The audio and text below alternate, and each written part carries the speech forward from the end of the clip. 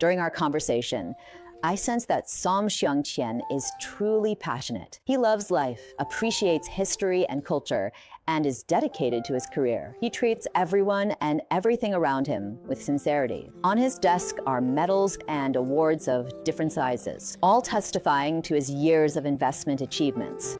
He said that looking back on this period of entrepreneurship now, he might not have the courage to do it all over again. But in AI's opinion, if they had to start over, both Jiehua and Xiangqian would still succeed. Right now, we're probably at the side of Chang'an Avenue in Beijing's East 3rd Ring Road, the economic center here. I've been in this place for 10 years already. I'm one of the few people who have stayed in the same office for so long, 10 years. 10 years. There are a lot of stories about entrepreneurship, but perseverance is really important, right? Now, looking back on this journey of starting a business, I probably wouldn't have the courage to go back and do it all over again. I think that people who succeed in entrepreneurship are often those who don't know what they're getting into, you know what I mean? You don't realize how hard and tough this road is, so you just go for it. And when you look back, you're amazed at yourself. So there's a really important quality that entrepreneurs need, and that is the spirit of adventure. Yeah, it's not about being fearless because you're ignorant, but rather it's about being willing to take risks and daring to throw yourself into it wholeheartedly. I think that's extremely important. So what are these? These are some of the brands from the companies we've invested in. Warji Packaging, for example, is the largest metal packaging company in China. The cans for the Red Bull you drink, the Tsingtao beer you have, all those cans are made by them. Besides being an investor, Xiangqian is also a visiting professor. It's hard to imagine that a man who holds these two serious roles would be passionate about shopping. In fact, not only does Xiangqian love shopping, but he's also very knowledgeable about the current trends in the economy, and he has some unique insights on the subject. For every guest on IASK, the thing I'm most curious about is what I want to dig into.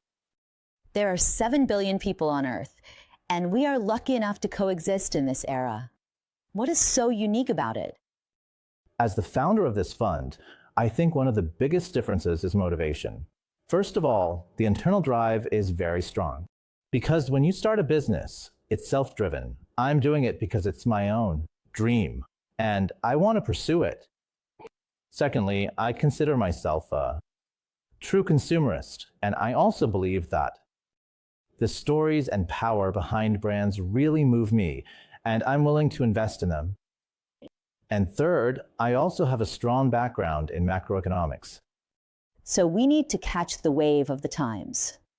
China is entering a super era of rising consumption and service industries.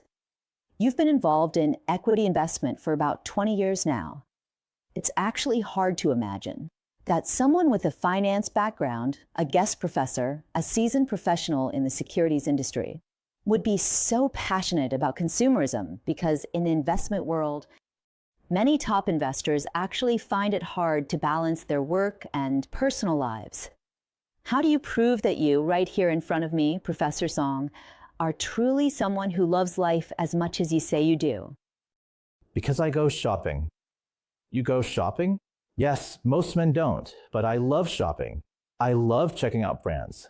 When it comes to brands, I probably know more about women's clothing, shoes, accessories, all kinds of women's products and brands, and even their entrepreneurial histories than most women and regular consumers. At this point, it's probably not even about work anymore. It's true. I really love this industry. You once said that in the past 20 years you've been in investment.